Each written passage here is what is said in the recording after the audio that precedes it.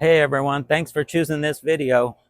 Well, it's the first week of October here in Arizona, and you know what that means. It's time for another Route 66 JDM Classic.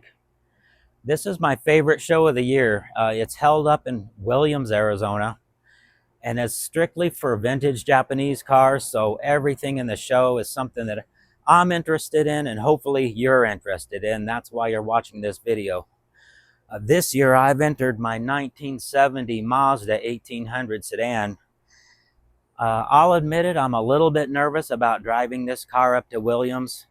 Not just because it's a 55-year-old car, but it has a single barrel side draft Hitachi SU carb on it. It was only rated at 104 horsepower from the factory when it was brand new. And we're going to be encountering some pretty steep grades. Williams is about 5,400 feet above where we are down here in the valley. So I know we're going to have to climb some hills. But you know what? Half the fun is in the trying. And if she makes it, it's a badge of honor and, you know, just a testament to the resiliency and the durability of the Mazda motor. So we're going to give it a shot. Stick around and we'll be right back.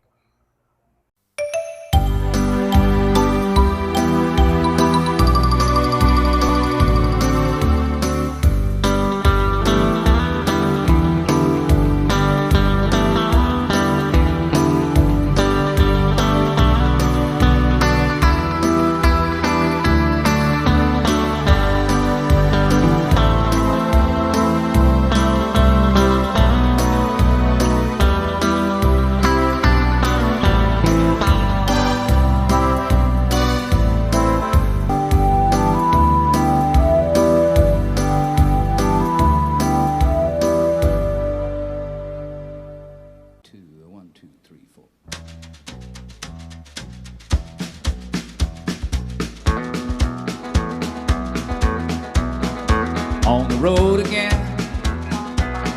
just can't wait to get on the road again. The life I love is making music with my friends, and I can't wait to get on the road again.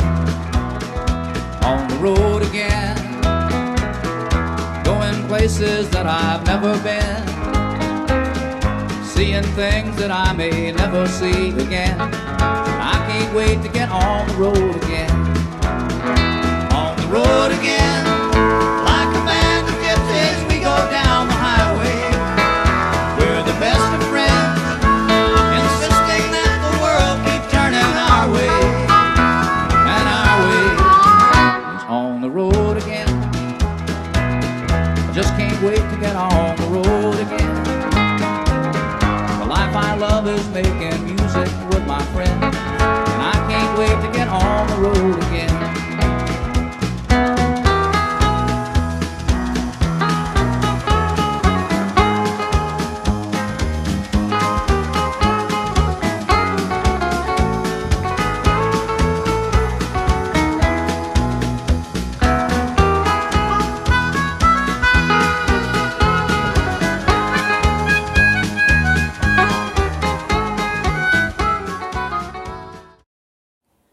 And we climbed the hill with no issues at all. So let's get on with the show.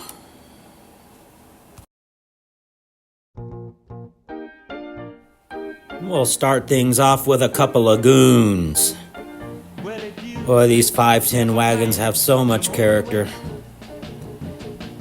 This one in particular kind of reminds me of my 1800 in the fact that it has so much polished trim around every piece of glass. There's so much bright work on this car. It really makes it pop.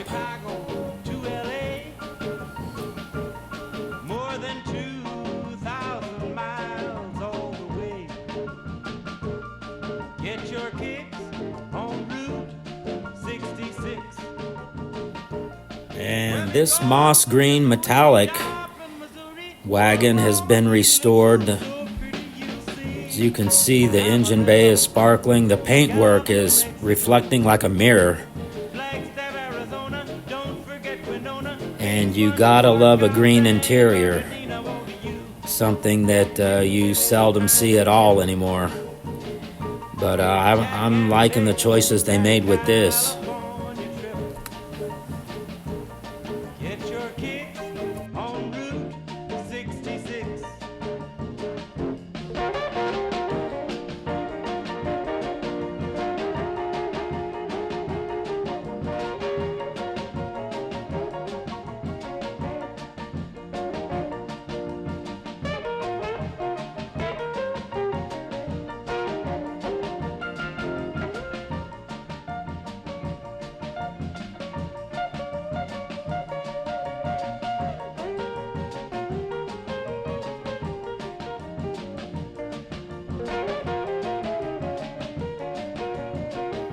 And here is a second series MR2.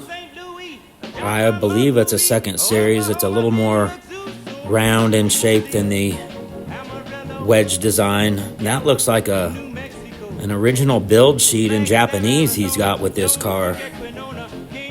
So very impressive. Another meticulous car here today. You can see the midship engine. Right-hand drive, impeccable interior. Just fantastic presentation here. And that's why I love this show, because you see a little bit of everything up here.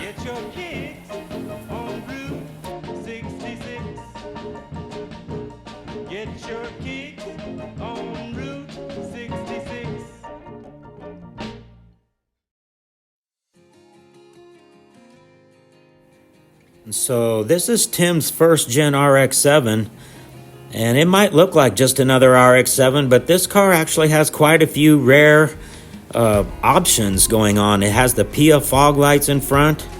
The color is a pretty rare factory color. You hardly ever see them. They call this Daytona blue, and Tim reflects that in his choice of license plate there.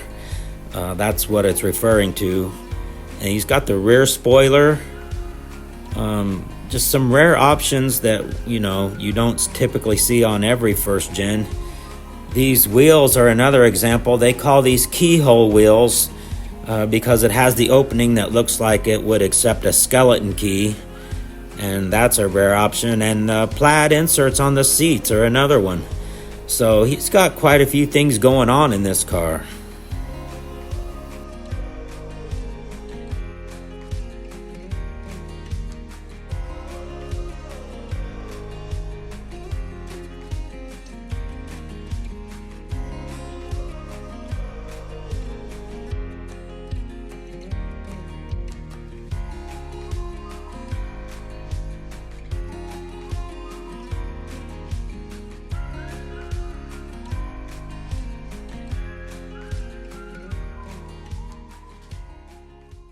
Okay, we are here with Damien, who drove his Celica down from Las Vegas today.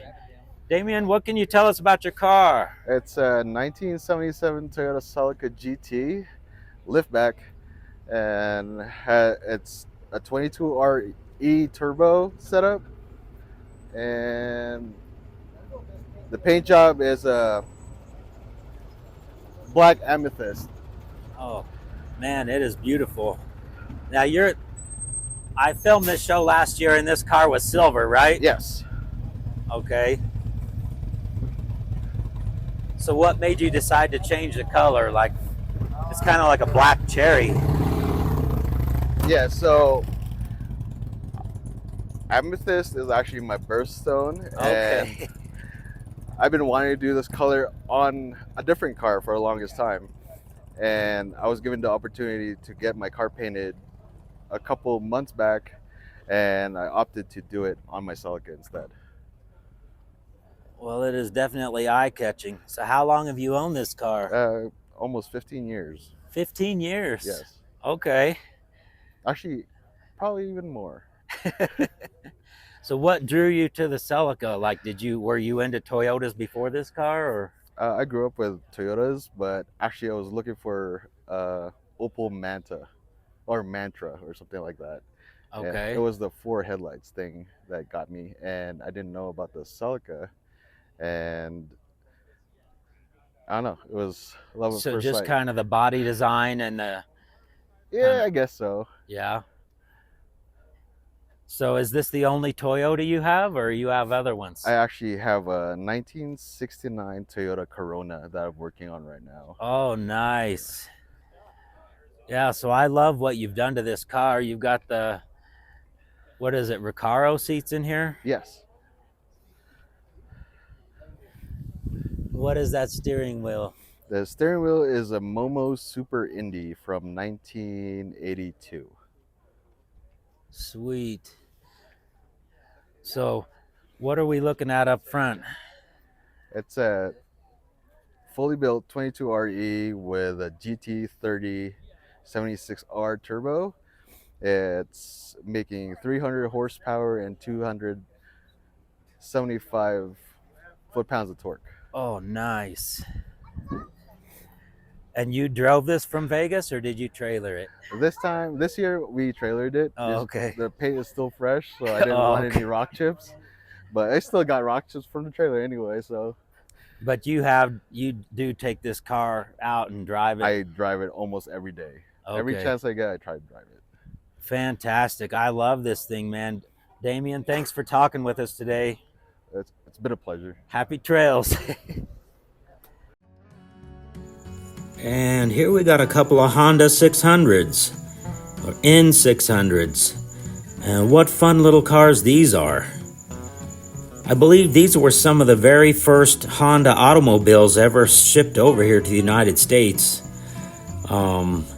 I don't know a great deal about the powertrain or anything, but they look absolutely adorable. I love these things. And another car you typically don't find on the road or at the shows, but you'll see them up here in Williams.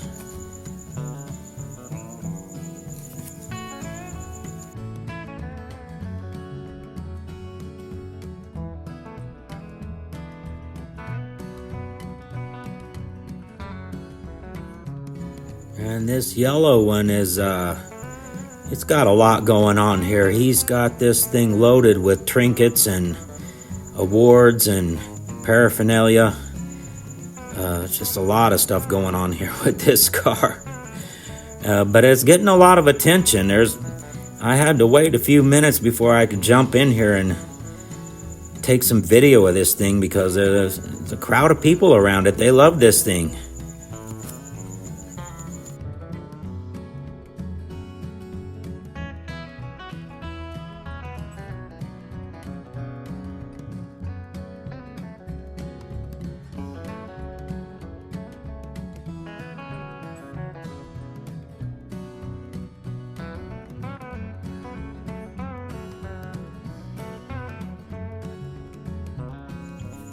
So we're just barely 13 minutes into this video, and look at what we've seen already. We've seen a couple of 510 wagons, MR2, an RX-7, some Honda N600s, and now this King Cab Datsun pickup from 1983. Who even knew they had King Cabs back then?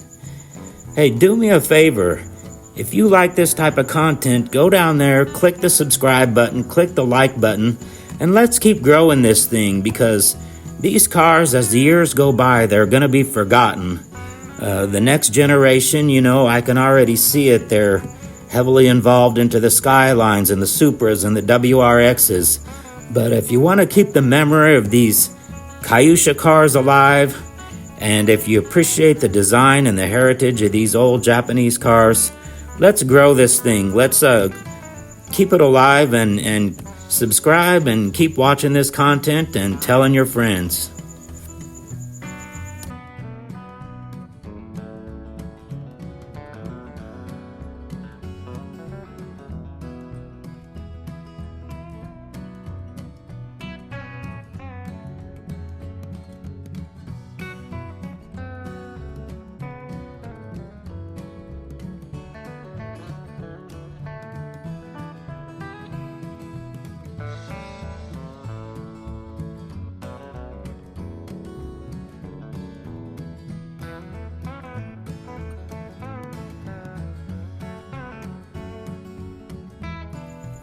And I think we're setting a record here for the number of green Datsuns we have in one place.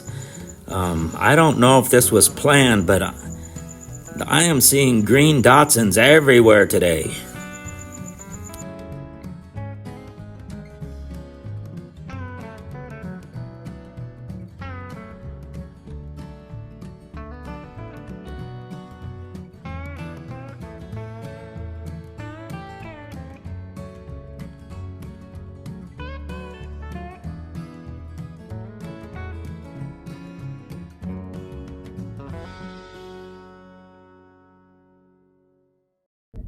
So we're here with Buddy, who drove his, what is this, a 1980 Mazda RX-7.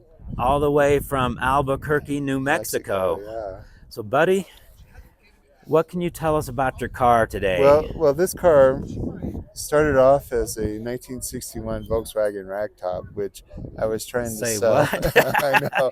Well, I was trying to sell it on eBay, sell the Volkswagen, and it didn't meet reserve. But a guy who's now a friend of mine in Albuquerque saw it, wanted the VW, and he traded me this RX-7 plus some cash for the VW. So I think I came out way ahead because I have a lot more fun in this car than I do in the VW. But it's what attracted me to Mazda rotaries is the rotary engine. Just the technology and the engine is so fascinating. Right. And driving a rotary is like nothing else because you just keep pulling. They never stop. You don't have valve train losses. You know, they just keep pulling all the way. And so you can use the torque band is really wide, so you can use the car over a wide range of RPMs, and it's really fun. And they're just so smooth and refined on the highway. And so I got the car, and the clear coat was failing, but the engine had been redone really well, it turned out, and the car was solid and really good shape and fun to drive. So I got it, and then I've just been improving it ever since then. I just had it painted this year. The interior was quite nice, but I had seat covers put on because the seats were getting a little tired.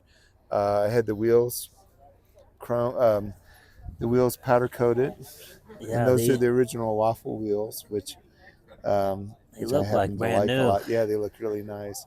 And so we were talking, this color is like a very rare color for I didn't know that actually. first generation RX-7. Yeah, it's the So original it's color. Very nice. And it's just been a wonderful car. I've taken it on several long trips. I took it to Arkansas Really? and back met some friends, and we did 4 days of driving in Arkansas with it. And the car has just been rock silent. It drives really well on the highway. So Nothing likes better than cruising, you know. So this is a road warrior then. Yeah. I've always admired Mazda. They're always a company that punches above their weight. You know, their cars are always True. more than you would expect Right. from, you know, a relatively small company. And they managed to make the rotary work when NSU couldn't do it, Citroen couldn't do it, General Motors gave up on it. You know, everybody was interested, but Mazda is the only company that really made it viable. So I've always admired Mazda. Well, excellent. Yeah. Well, Buddy, thank you so much thank for you, talking Sonny. with us today. Thank you, Sonny.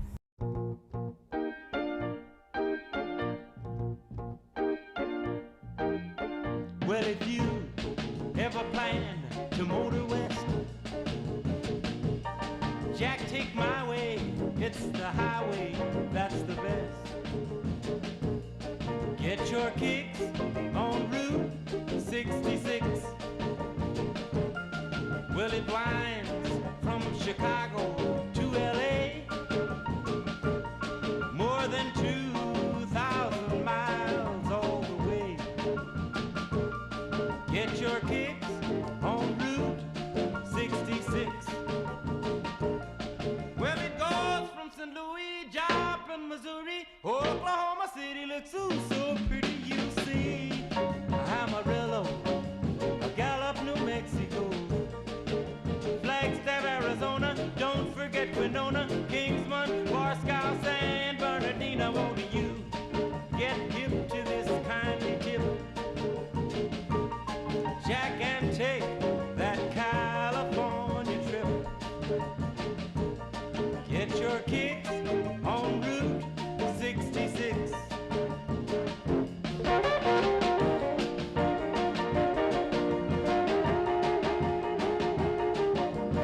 So, what is a little Dodge pickup doing at a Japanese car event?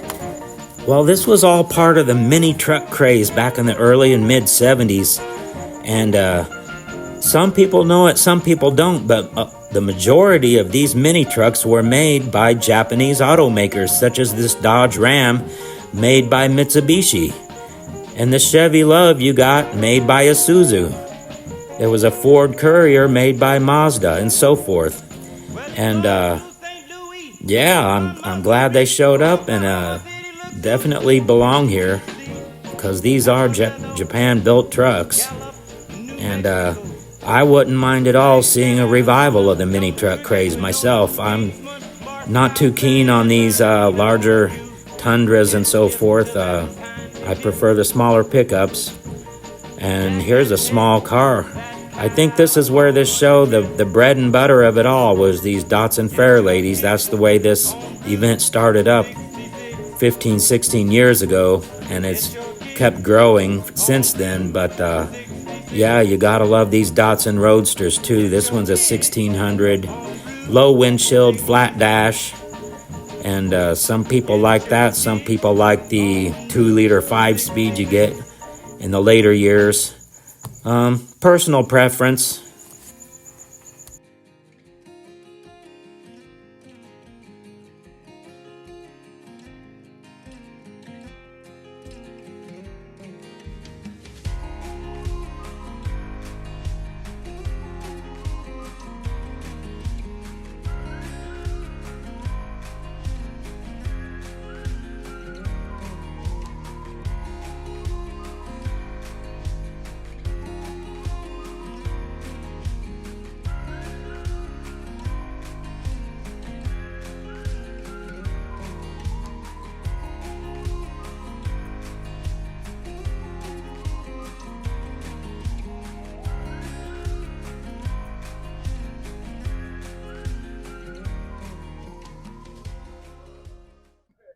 And we're here with Jeanette, who has an interesting Toyota. Jeanette, what did you bring out to the show today? Hi there. This is my Toyota 1970 Crown. It's actually a US car. A lot of people ask me if it's from Japan, but it's actually a left-hand drive, right hand, not a right hand. And basically the whole thing was restored and hand built by my husband, pretty much. We did an engine swap. It has 2JZ GET. He's replaced everything. We've done all the paint and the interior. Everything's redone. We take it out quite a lot. People like to look at it because it's unusual. They don't really have these in the U.S. Yeah. So do you know what years they sold this over here?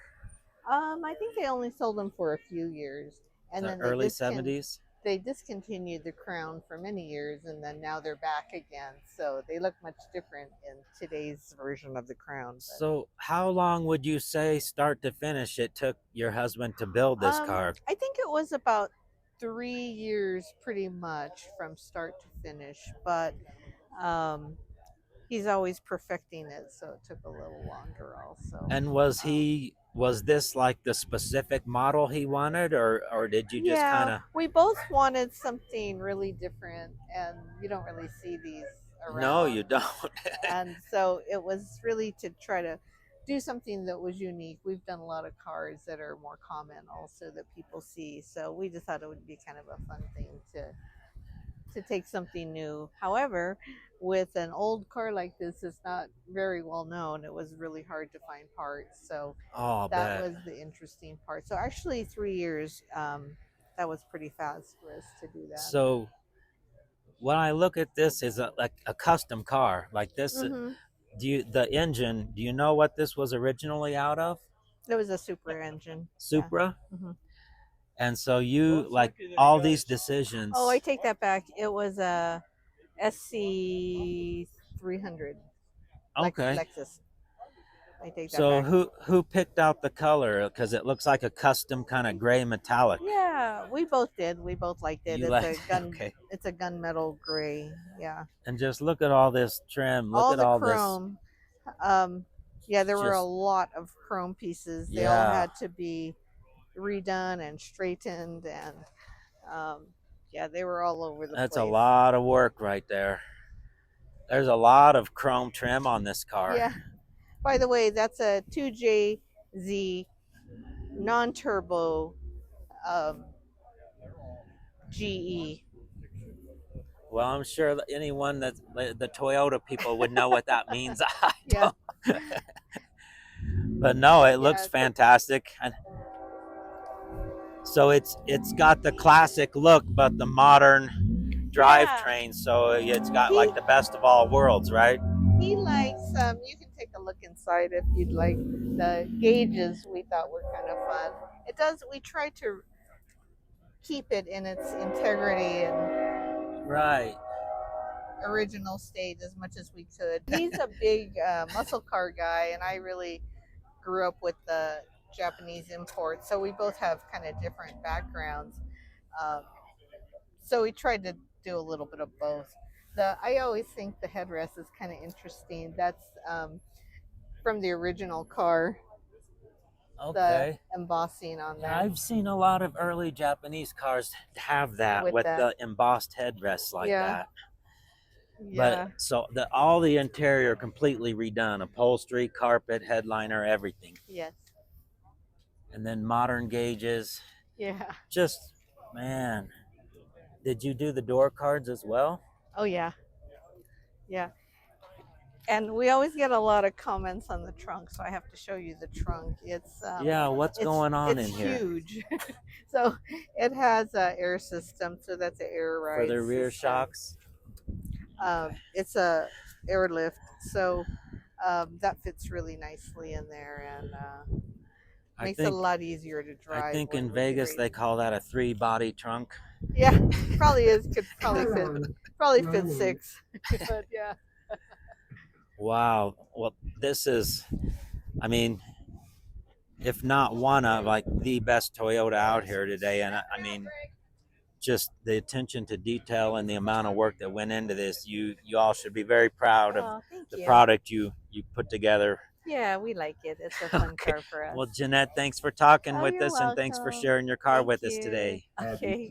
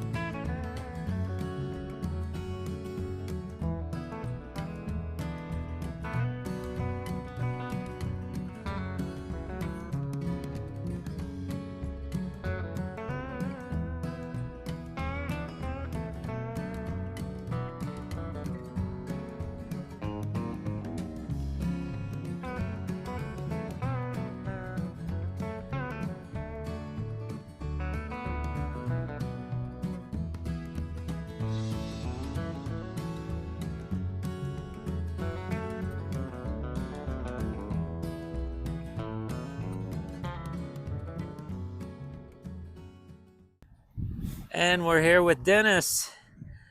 Hey everybody. Dennis, what did you bring to the show today? I have my my 1973 Mazda RX-2. I've had it for a little over 20 years now. Wow, 20 years. Yeah. So wasn't in this stage obviously when I found it 20 years ago, but what stage was it in? Was it? It was in a recovery restoration stage, and so I found it out in Buckeye, out on a farm field, a lady's house. Okay. And the husband had bought it. He passed away, and so I got it for the magical price of $99. Wow. And the reason it was $99 was I asked her, what do you want for it? And she says, if you get it off my property, you can have it for free. but it had 4 blown tires that you can stick, you know, a couple of fingers in the holes in the tires. So I took the tires off, went to Walmart, and I got 4 tires, mounted and balanced out the door for $99. You know, understanding that they were 13-inch, you know, tires and that. So if I offered you $198, you'd double your money then, right? Yeah.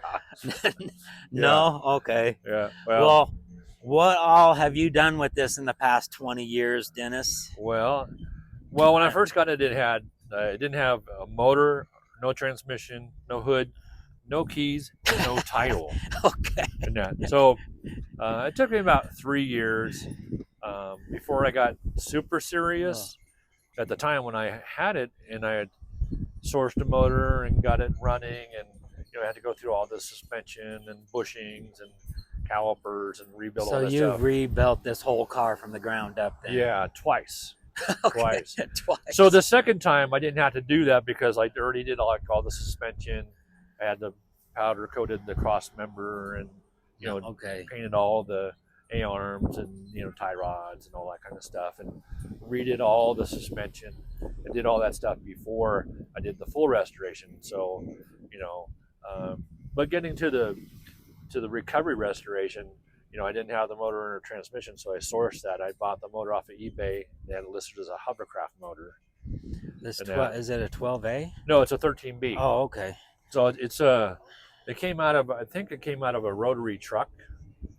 That's what it's a 13B 4-port, and so I mounted the motor, and the pickup is right underneath the cross member. So I had to shave the cross member down.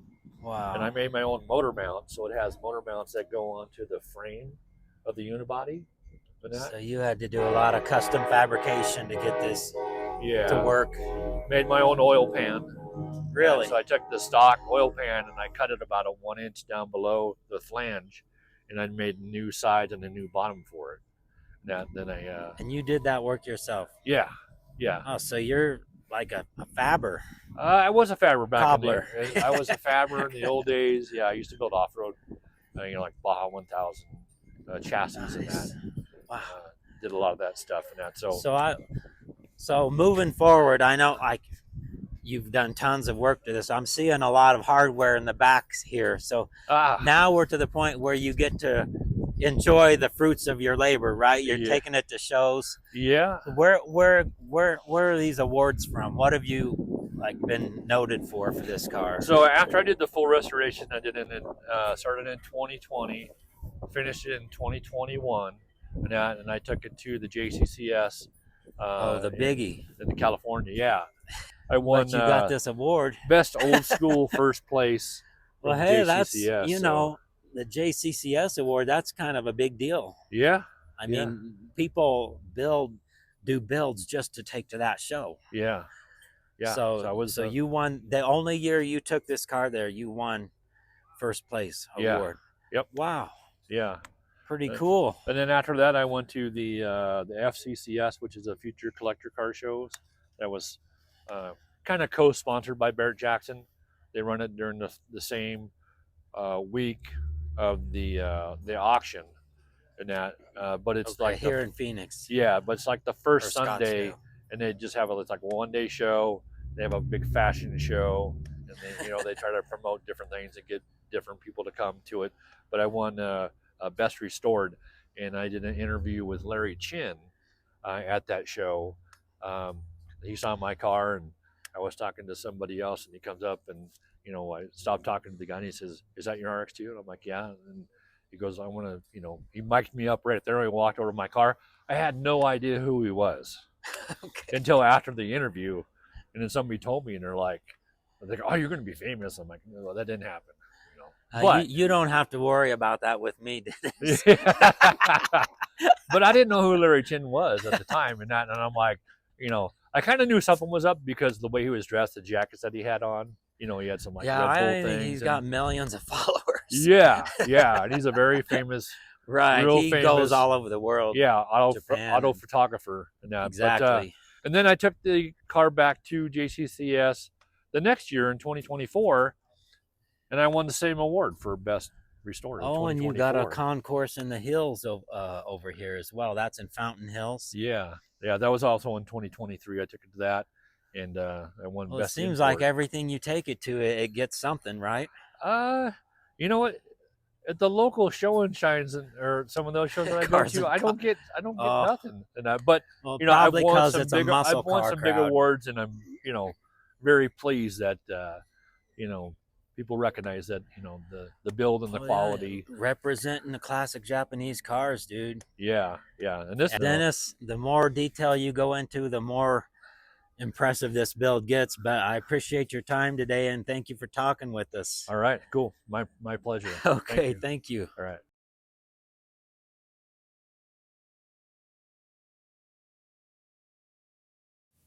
And folks, that's going to wrap things up for another year here at the Route 66 JDM Classic. We'll see you next time.